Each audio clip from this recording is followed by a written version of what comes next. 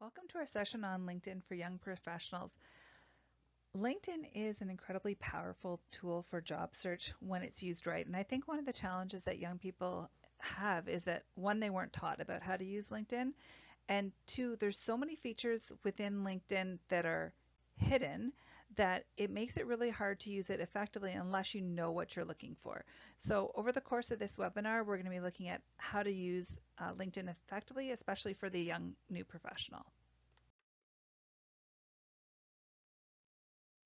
So this will be our agenda for our session. We're going to be looking at why you'd want to be on LinkedIn, how to set up your portfolio, looking at your headline, looking at companies, groups, jobs, and then also how to use the power of LinkedIn for networking. Because I think that's one of the hidden benefits that a lot of people don't realize how to effectively use. So I want you to understand how to use that in your job search effectively.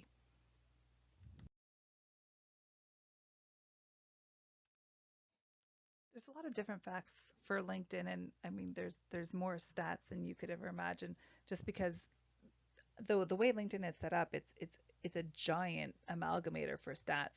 But what you want to know is that there's 500 million users right now and 3 million company pages. 2 new people sign up every second to the site. So it's just getting bigger and bigger and bigger. 200 countries have members on LinkedIn, and 45% of LinkedIn users have an average household income of over $75,000 US. So the people who are on LinkedIn are people that you want to be connected to. They tend overwhelmingly to be people who are employed. There are lots of young professionals on LinkedIn as well, but because this is a professional site, this is where a lot of the job search is happening these days. So the percentage of recruiters who are using LinkedIn now is at 80%, and it will just keep climbing. So if you're not using LinkedIn, you're really missing out on a job market that is probably the exact job market that you want. You know, professional job market where people are making good money and connecting with people who you probably already know or who you'd actually want to know.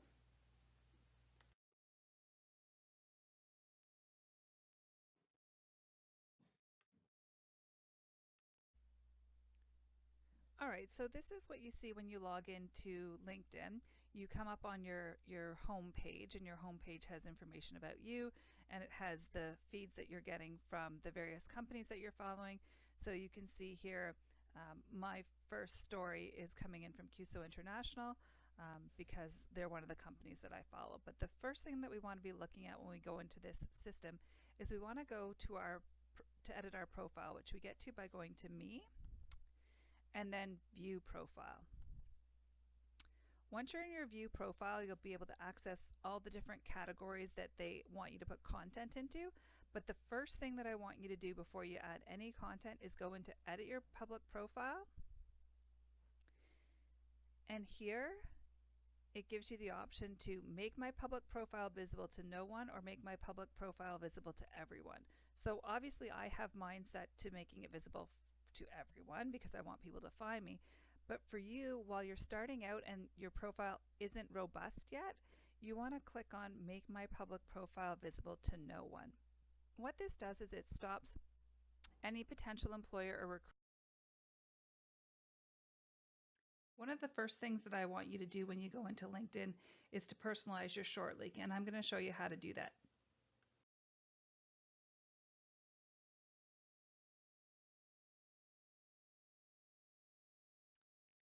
So apart from shortening your short link and making sure that your profile view is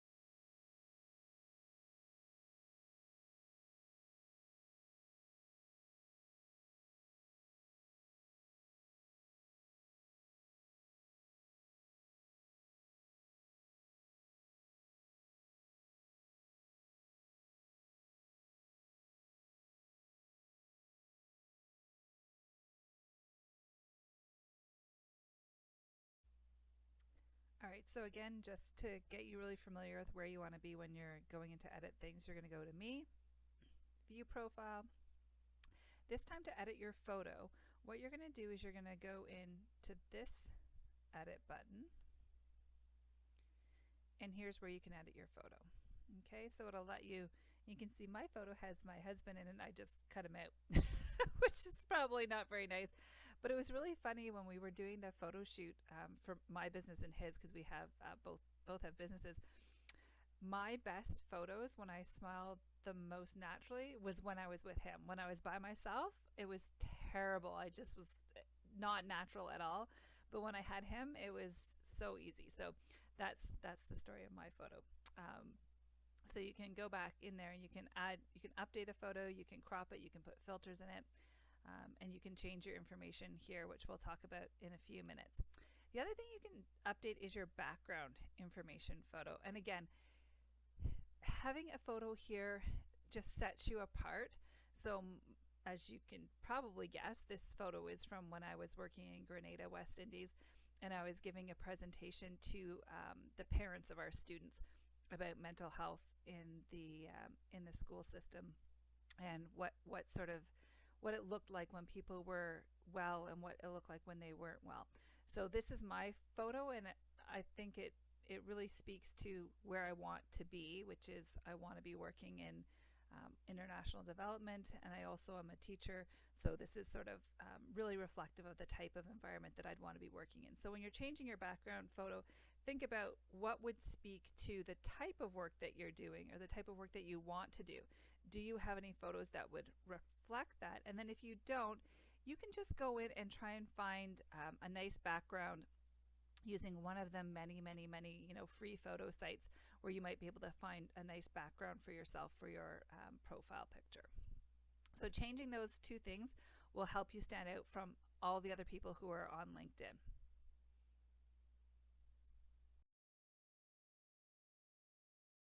So I'm trying to go through the different areas in sort of order of importance. So once you've sort of got your short link and you've got your photo, which are probably some of the two most important things, the next thing you want to look at is your headline. And the headline is what shows up just underneath your name in LinkedIn. It automatically defaults to your last job title.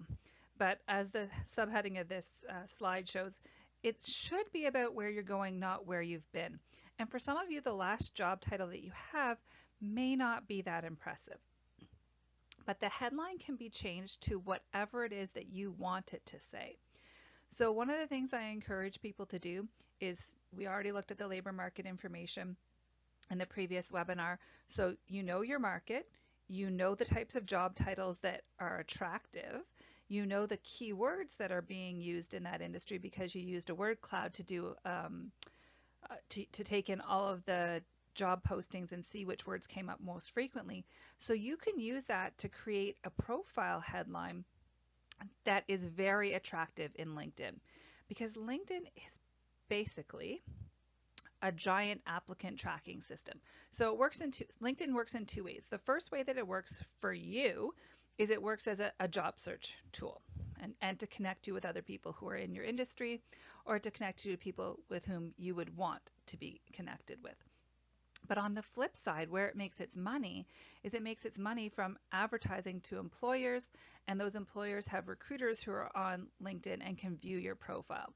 So when a recruiter is viewing a profile, what they do is they do a keyword search in LinkedIn, just the same way you did your keyword search using the Indeed site. So they do a keyword search, and the thing that gets searched most often and has the highest ranking in terms of importance is the headline.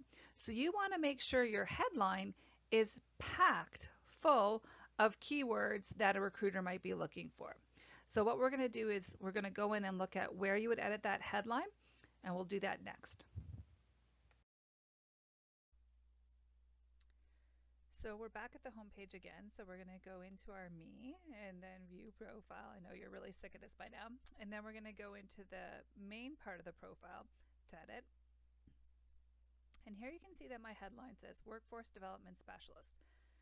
The headline gives you 120 characters, so I really haven't used this very effectively. It's kind of yawn. And so hopefully you've done some research in terms of, what characteristics are present in the field that you're going to specialize in.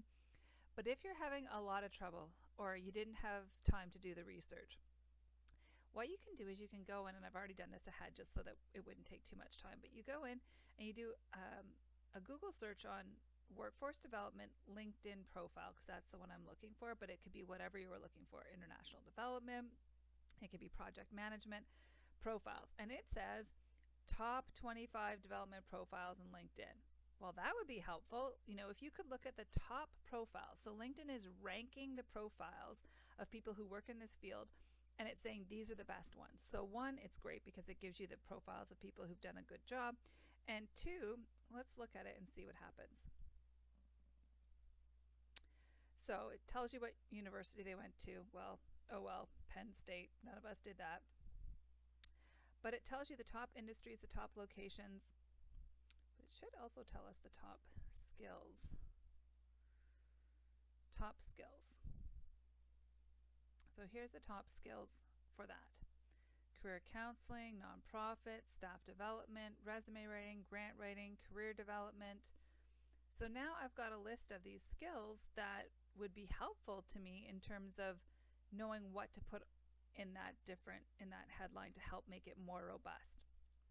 So organizational development, leadership development might be good things to put in there. So I can go in, and on top of workforce development specialist, I'm going to use, now if you use the shift and the key that's right beside your shift on most keyboards, it's going to give you a long line instead of a L that looks like this, which is short. That long line sort of helps to differentiate between the content that you have and what you want to separate out. So I might also put leadership development because that was one of the keywords. And then, what was one of the other things that we could add into there? Organizational development.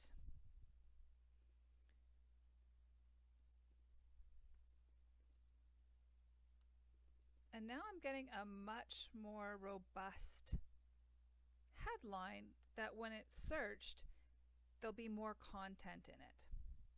I also happen to have my certified training practitioner designation, so I could add that into my headline in case somebody was looking for that. And now I can save that, and now you can see that it's changed my headline, and it looks quite nice. I'd actually probably take this line out here just because then it would look just even a little bit better. But you can see it's more robust, and it's not so much the robustness that matters, it's that you use those 120 characters effectively, because this is what the recruiters are keyword targeting. You want to have as many of those keywords in your headline as possible. All right, so I'm going to talk a little bit, and I mean a really little bit, about completing your profile. And the reason is that it's fairly intuitive. So I don't want to spend a lot of the time, the hour that we have, going over something that's really fairly simple. I want to show you the more advanced features of LinkedIn. So I'm just going to quickly show you the different segments in your profile, but I'm not going to go over how to complete them because hopefully they're going to be self-explanatory. If they're not, just fire me off an email and let me know, hey Sarah, that wasn't as intuitive as you said it was going to be. I need a little bit of help, and I'm happy to sort of pitch in and let you know how to get it done. All right, so we're going to look at how to complete your profile, and for any of you who are interested in international development, you can see DAI is now trending on my profile, or on my homepage, and that's definitely a good company to be following. And we're going to look at following companies just after this segment on filling in your profile. So, as you know really well by now, you go to me, view profile, and we're going to edit your profile here. So you've got your name, your headline, which you just did. Your current position is automatic. The university that you went to is the last university you attended. So I have 2 universities and a college, and Brock is the one that shows up first. I kind of wish my Queen's University showed up first, but since I did it first and I did Brock second, and there's no way to change that default in the system. So you've got where you're located, your zip code, the province. I keep it general like that just because I don't want to be too limited in terms of what it is that that companies would be looking for. So summary. So you've got your summary, and this is again, you want to spend some time going over your summary so that it's keyboard or keyword rich as well. Recruiters also look at this section when they're doing their their recruiting. So make sure that you've got this filled in, and then you can add in any kind of media that you might have. You'll notice that I have share profile changes as no, because this way every time you add something into your profile, if I had yes, it would be constantly sending updates out. So you would save that. And then the other way you would do it is you would add new profile sections. So here you can do work experience, education, volunteer experience, the different skills that you have, your accomplishments, so any publications, any certifications, any courses, projects, honors, awards, patents, test scores, languages, and finally organizations. So you want to go in there and you want to fill all of these things out. I think they're fairly self-explanatory. You go in, if you want to add a work experience, you use the plus button and it would add an experience for you, okay, with a description. So one of the reasons I really recommend you have a solid resume before you start playing with LinkedIn, because your resume is basically going to be imported into LinkedIn when you do this. If you don't have a solid resume, you're going to have weak content in all of these boxes instead of having really robust content. So it's fairly, I hope, self-explanatory in terms of how you would add content in.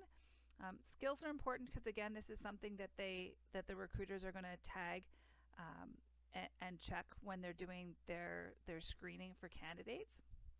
So you want to have as skills in there as well. So you just use that section to go in and add content. The only thing I don't add right away when I first go into LinkedIn, especially for people who are just starting, is I don't import any contacts. Because again, as soon as people start getting invitations to see your profile and you've got your profile closed, they're like, well, that was weird. Sarah sent me an invitation to LinkedIn, but I can't find her profile. So just wait to do your connections until you've got a good profile already hooked into LinkedIn, and then you can start adding people in as you get a more robust profile.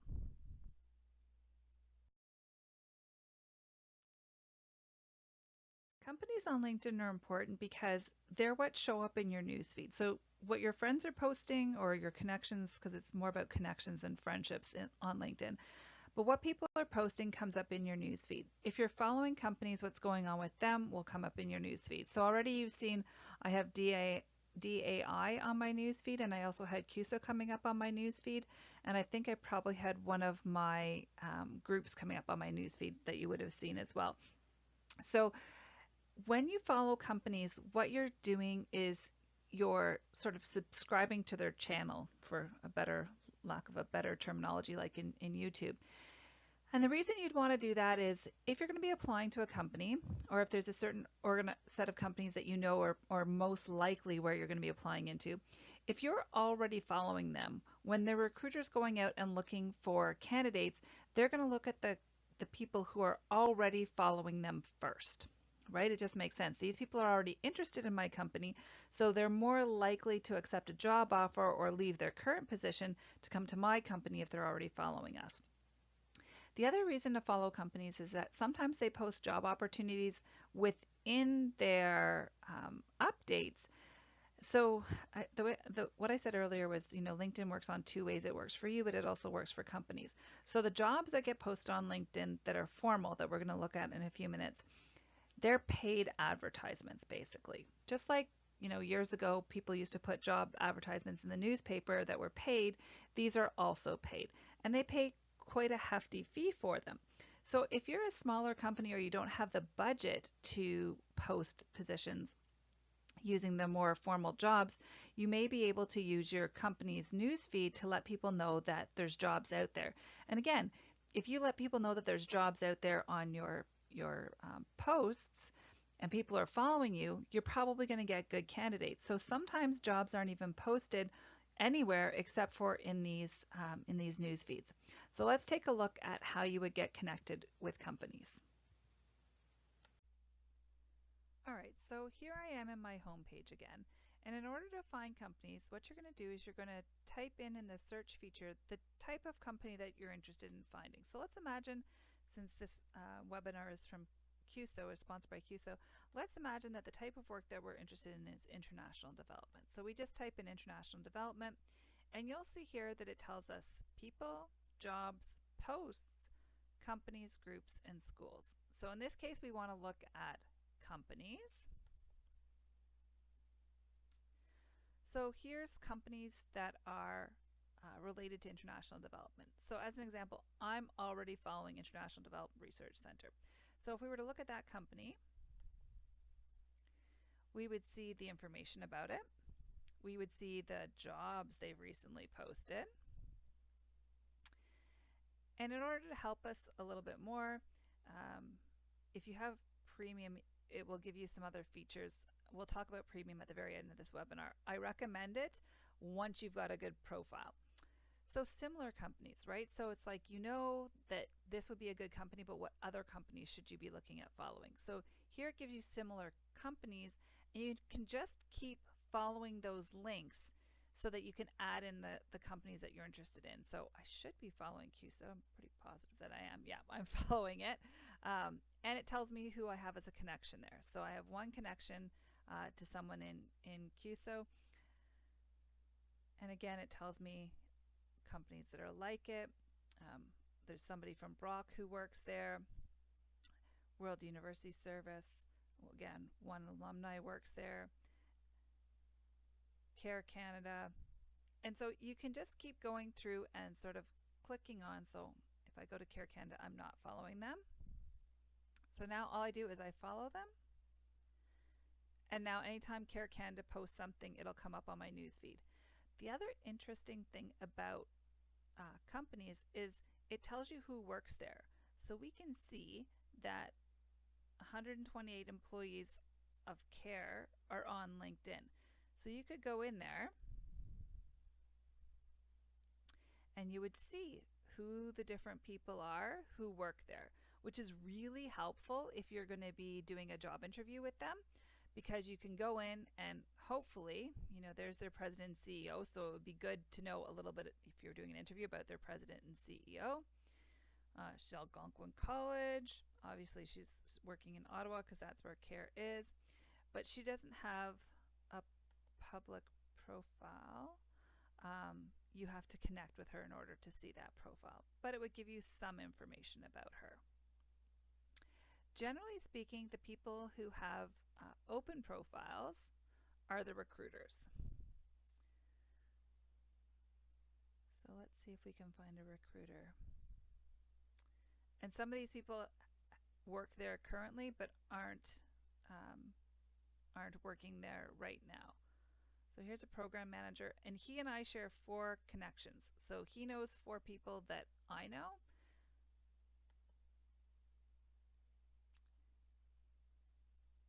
And again, he doesn't have a public profile. Usually it will tell you the 4 people who you know. Oh no, he does have a public profile. Here we go. So he's a program manager. Oh, and that's probably why, because he worked at Cuso until 2015. So he's got some stuff from there, and he worked with VSO, which you may not realize was affiliated with Cuso. So here you can see all his education, and skills and endorsements. So again, if you know that this is somebody who's doing well in this industry, you'd want to go in and look at the different skills that he has listed in his profile so that you could get a more robust profile. So there's all kinds of benefits to looking into the companies, because it'll help you sort of build your profile. So companies are really important to follow. It makes a lot of sense to follow them, and you get information and news stories that are of interest to you. So if we went back to my home page, So let's see. So here's an article by Inside Out Development. It talks about millennials. So I can like that. Let's pretend I read it. And you can see that people are commenting on it. So again, the more active you are on the website, the more likely you are to get noticed. So you can add your comments into different things. Take time to read things and spend some time interacting with the companies that you're interested in working for. So all of those interactions are going to start to highlight that you're a candidate who's actively seeking work. So use the company page and select companies that are in your area of interest. Try to get a number of them every day. So, if you're doing your job search and you're doing a job search where you do an hour a day every day, try and add in 5 companies that would be of interest to you. And then you start to build a better news feed, for one, so that you're getting interesting content, but 2, you're more likely to be noticed by the companies that you're following.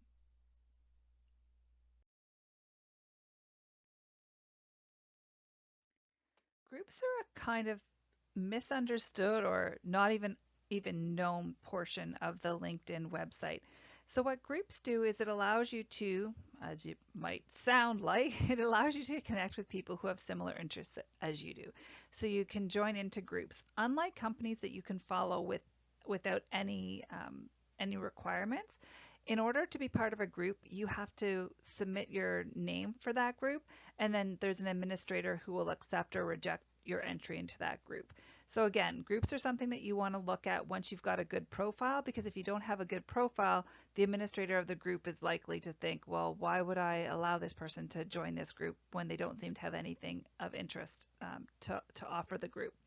So I'm going to show you some of the really interesting things that happen within groups so that you get a sense of why it's really important to join some groups. All right, so we're back at the keyword search where we've searched international development. And this time, instead of the companies that we looked at before, we're going to search on groups. So here's a whole bunch of groups that you could join that are related to international development. So certainly if you were looking for jobs in NGOs, international development jobs, would be a good place to start. You'll notice they're listed in order of how many members, or around about how many members they have. So DevEx, international development, and they keep getting smaller and smaller. So, and that's not necessarily a bad thing to join groups that are smaller, because maybe you get a more targeted group of people that would be more useful to you. So, if you're if you're 90,202 because you joined, really how much use are the people in that group going to be to you, because they're so big? You might find that it's better to belong to a very small group of targeted people than it is to belong to these giant groups. So I'm going to show you my groups, just because I don't necessarily want to join into these groups. Not that they're not lovely, I'm sure.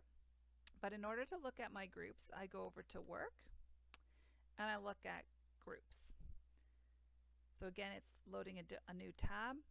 So my groups are leadership and organizational development, learning and education, training, professional development. So you can see that there's 30 new conversations today, and human resources IQ only has 13 conversations today.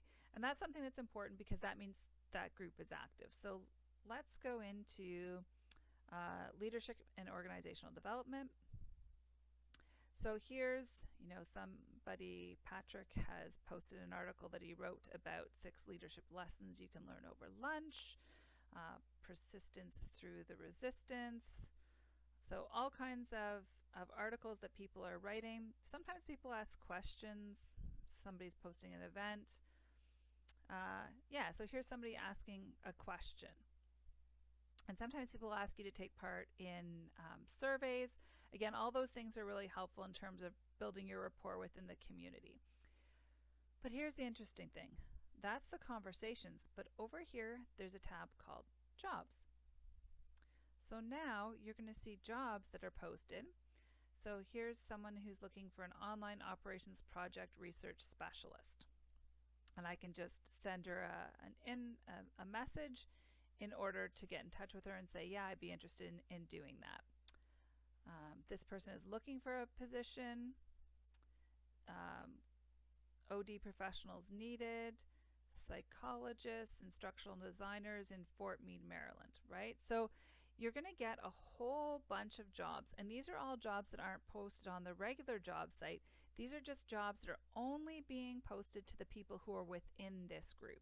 So you can see the benefit in belonging to groups, because every single group that you join is going to have those two different tabs: conversations and jobs.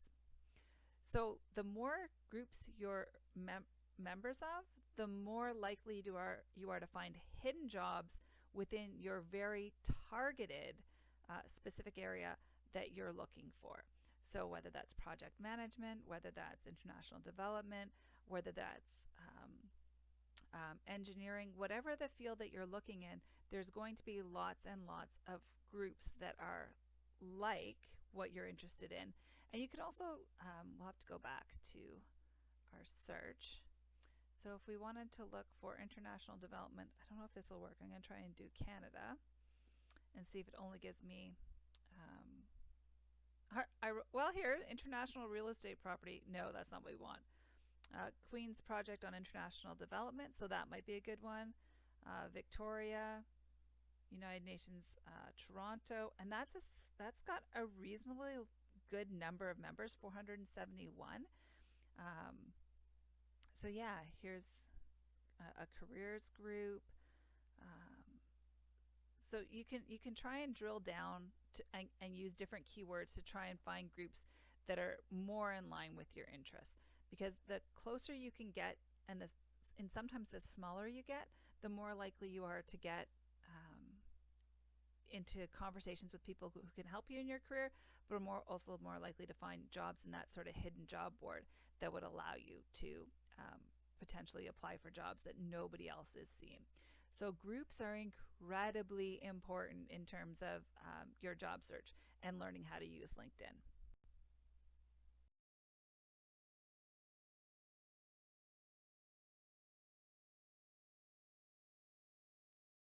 You'll be happy to know we're finally at jobs in LinkedIn, because everyone sort of thinks about LinkedIn as a job search site, but it's so much more than that when you use all the tools that are available within it.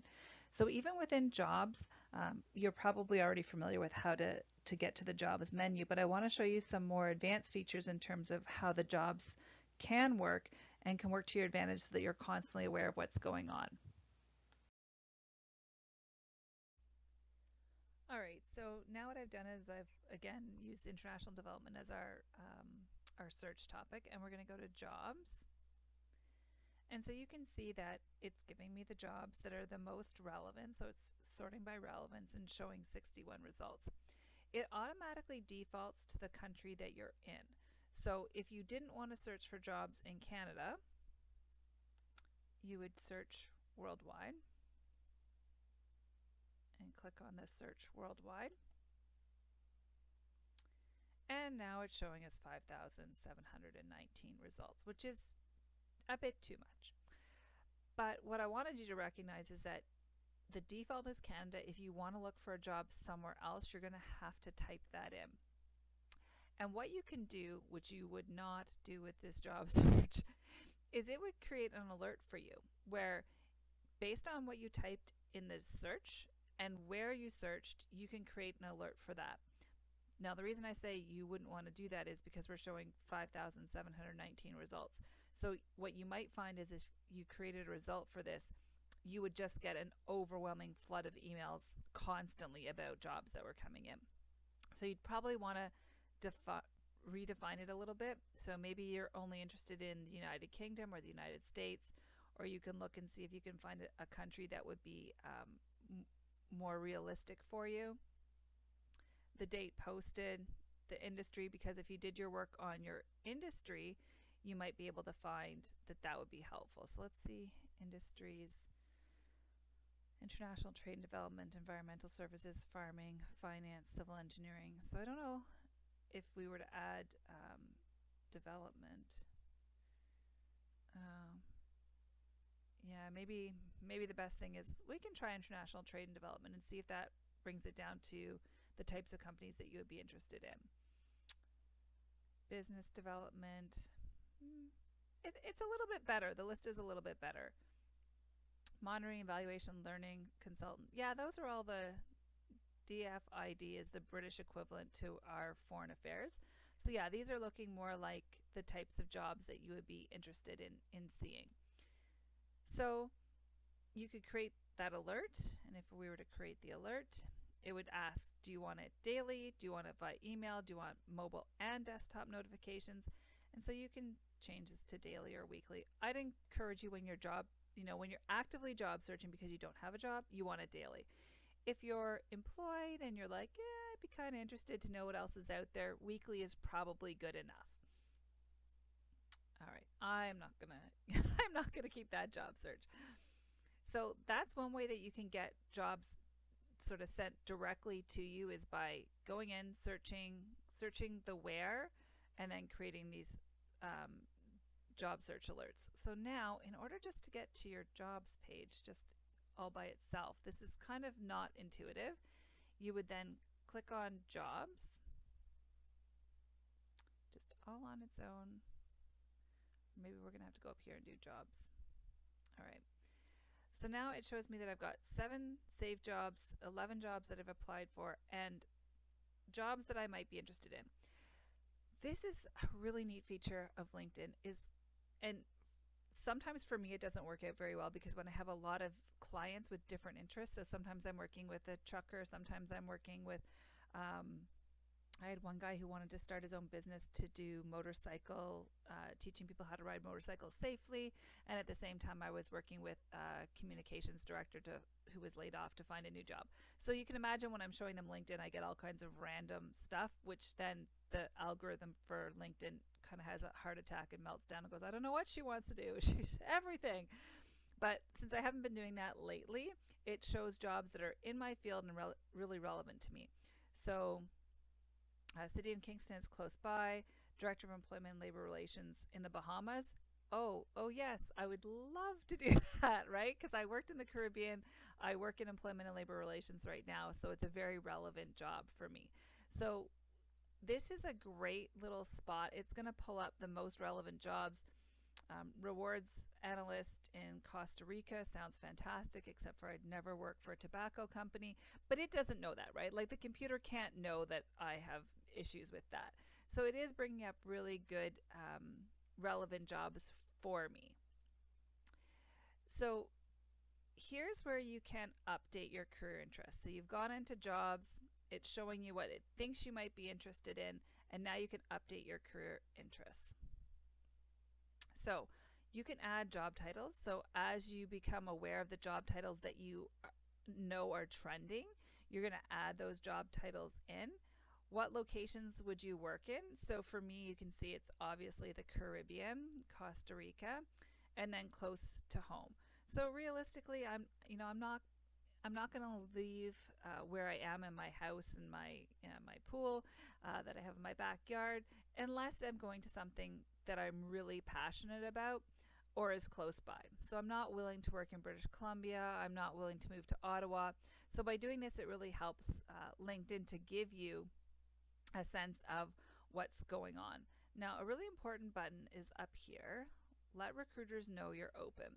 So again, only when you have a really great profile are you going to let recruiters know you're open. And I'm honestly not going to turn it on for myself, because when I turn it on, I get a flood of recruiters saying, would you be interested in this? Would you be interested in that? And it's like, no, I'm not. And I don't like saying no to people. So I just leave it, off. But when you're ready, you're going to turn that on. And what it's going to do is it's going to let the recruiters know. It's a special screen in their login where they can see who's interested. Really important for you to know that even if you worked for a company, so let's say you were working for a large company, their recruiters can't see your status, because that's a really big concern for people. Is, well, if I turn that on, then if I work at Bell Canada and I turn on that I'm interested, then does the recruiter at Bell Canada, can they see that I'm interested? And the answer to that is no. if you're affiliated with a company, anybody who's a recruiter and affiliated with that company cannot see your status. So here's how you see which types of employment you're interested in, company preferences. So do you have a preference for which industries that you might be interested in? And these are all of them. And you'd want to add the industries that you're interested in, the size of company, all of those things you can add in. Actually, I just saw tobacco, which is probably why I got that notification, but I would definitely not be willing to work in that. So I'll have to go back in here and sort of pull out things that veterinarians, definitely not willing to do that. Nanotechnology, don't know anything about that. Cosmetics, don't wear any. So you'd want to go through this list and sort of parse it down. But since I'm not actively looking for a job, it's not that important to me. Wines and spirits, I don't drink, so that would be very difficult for me to know anything about. Luxury goods, not that kind of a gal. So go in and sort of vet these lists to make sure that you're not going to get jobs that are totally not relevant to your interests. But this is a phenomenal way to get that other screen that we were looking at when we first came in. If you've got this filled out well, the jobs that are going to be coming up in here are going to be very, very relevant to what it is that you're interested in. So not just doing a job search, sort of typing in and searching, but using your updated career interests to help you with that.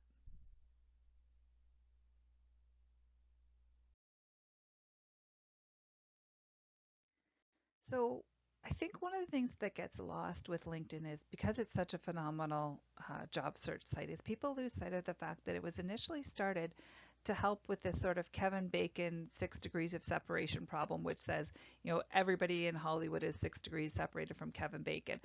But the reality is you really are usually only a few degrees away from being connected to people who could really help you in your career. And when they do research on LinkedIn, what they find is that it's not necessarily your first level connections that get you the job. So it's not the people you're immediately connected to who can help you find jobs. It's the people that they're connected to. Because realistically, you know your social circle. If your friend had a job that was coming up, they would let you know, right? They wouldn't be like, oh, there's a job in international development. I know Sarah wants that, but I won't tell her. What's more likely is a friend of theirs has a position open in their company, but that friend isn't talking to them about the position because it's not their interest. So I want to show you sort of the power that LinkedIn can have in terms of connecting you to the resources that you need to be successful in finding a job. So let's look at that right now.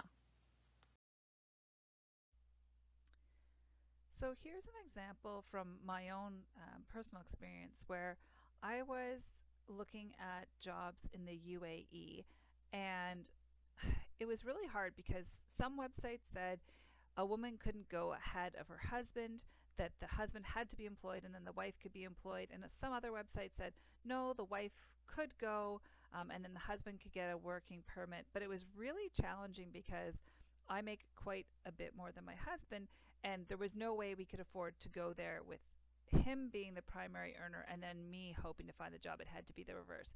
So what I did was I did a search in LinkedIn for UAE, and instead of looking for jobs, I looked for people. And so what it showed me was that my friend Yahama, she had a connection to somebody who worked in the UAE. And so what I did was I sent her in message, and I said, would you mind connecting me to your friend who works here? And because Yahama has worked with me, and you can see we worked on a policy initiative called Canada 150, and because she trusts me that I'm not going to, stalk this guy or do something silly, she says, would you be willing to connect with Sarah to help her out with something? And he says, with pleasure. I look forward to hearing from her and answering specific questions she may have. Now, it turned out that Claudio worked in the Canadian embassy in the UAE. So I couldn't have found in 1,000 years a better person to answer my questions than this guy was in terms of what I needed to know. So that's really one of the really powerful things about LinkedIn. So let's imagine that we were doing the same thing. Let's imagine that we were looking for a job in Peru, or that there was something we need to know about Peru. And we looked at people, and we looked at our first degree connections. So Brandon has a first degree connection to that. Uh, Jordan does as well. That's interesting. So Jordan works on my base, so I would want to go in and look at and see what his connection to Peru was. So let's see what Jordan's connection is to Peru. You're going to like this because Jordan's profile picture, he and I talked about his profile, and his profile picture is Jordan and the Prime Minister, because he is a flight steward for the Canadian Armed Forces. So I'm wondering why Peru is coming up for him.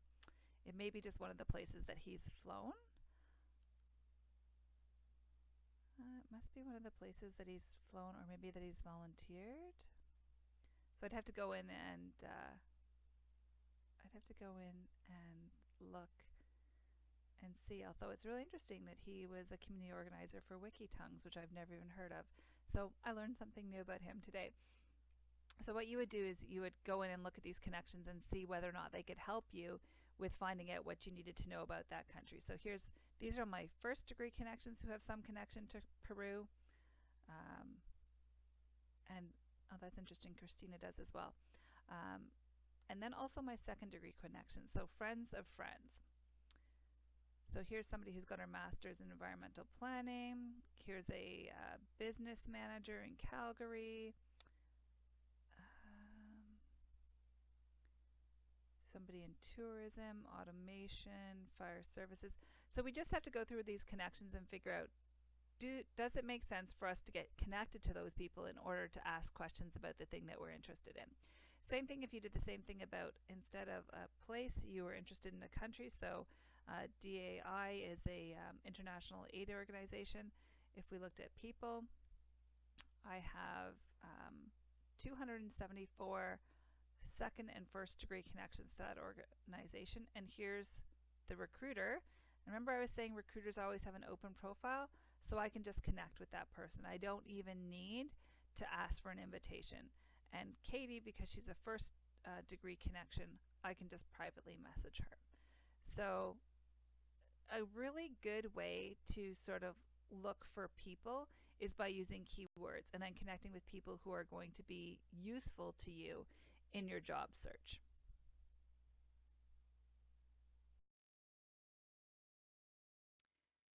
You'll often find that LinkedIn asks you if you want to access their premium services.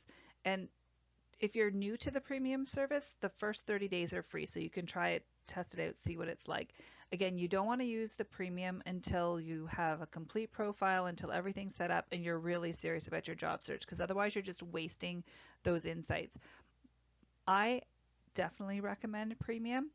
I I would always say that you should never have to pay for a job search, but in this case, premium I think is $30 a month, so that equals $1 a day, and $1 a day to get some of the insights that they provide to you can be really worthwhile. It means that you focus on applying for jobs where you've got a shot versus applying for jobs where there's not really any chance that you're going to be successful. So let's just take a quick look at what the premium offers and whether or not it would be worthwhile for you.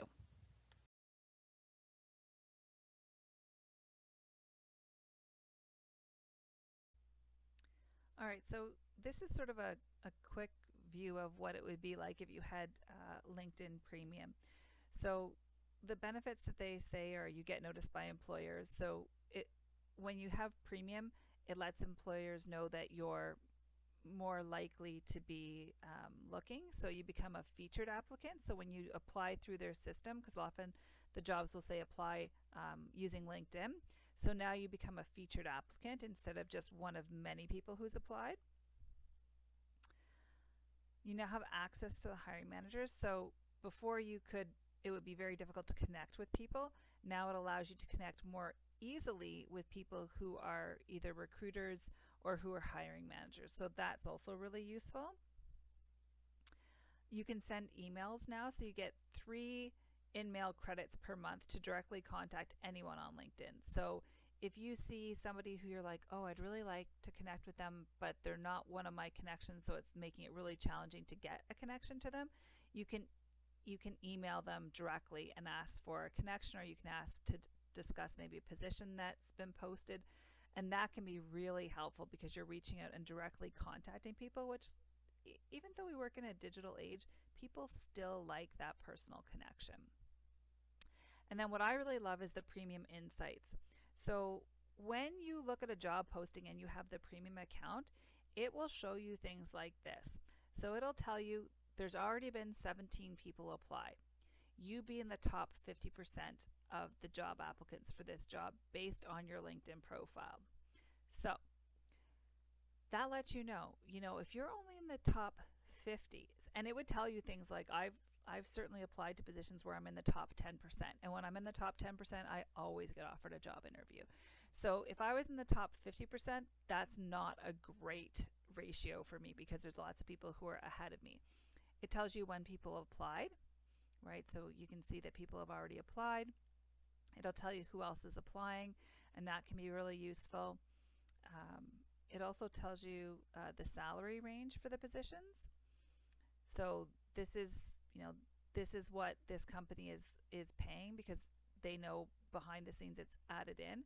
So that lets you know too, like I once applied for a position and they didn't list the salary, and I went through 2 interviews with the company, and they finally got around to talking about salary, and we were close to $30,000 apart on salary, and it was really frustrating for me because I felt like they wasted my time.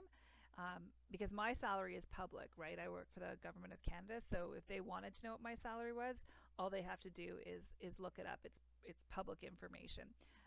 But I didn't have their information, so we weren't a good fit that way. So if I had known going in that their compensation package was, say, $60,000, I probably wouldn't have bothered to apply for it because it wouldn't have been worth my time. So this will sort of help you knowing the salaries is like, is this paying too little? Am I not willing to do that?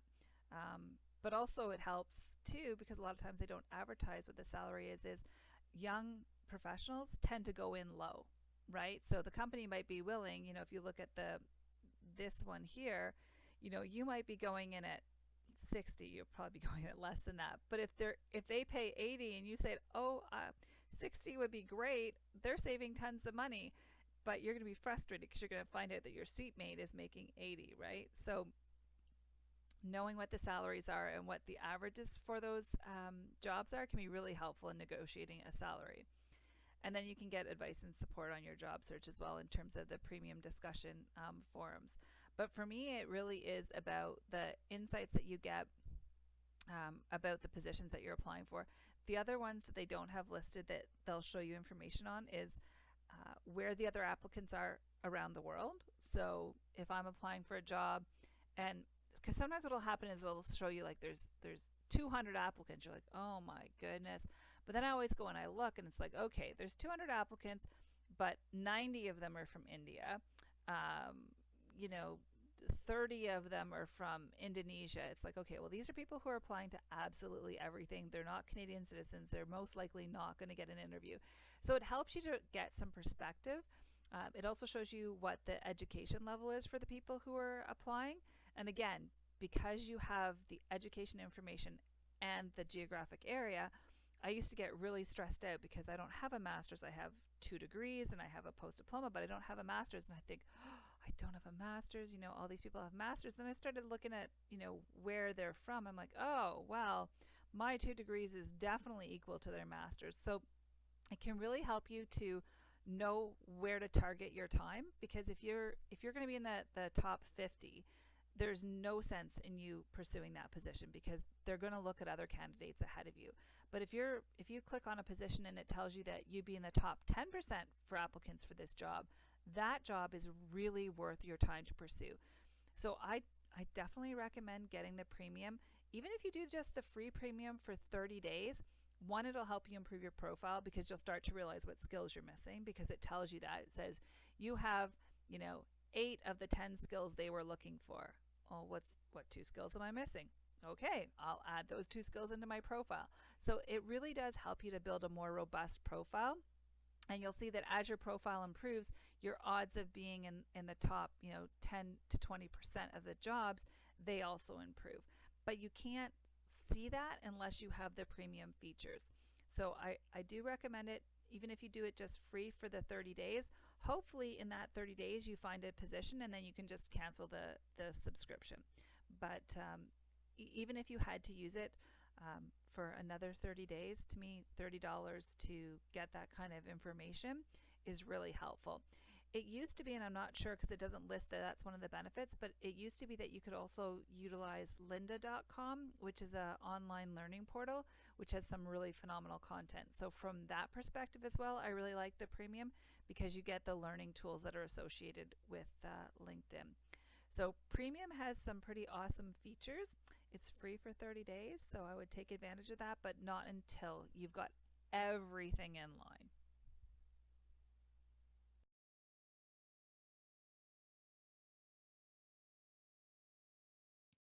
That concludes our session on LinkedIn for young professionals. I hope you learned a lot about LinkedIn and about how you can use it to your advantage. And I look forward to hearing from you and letting me know how it's going. Have a great evening. Bye bye.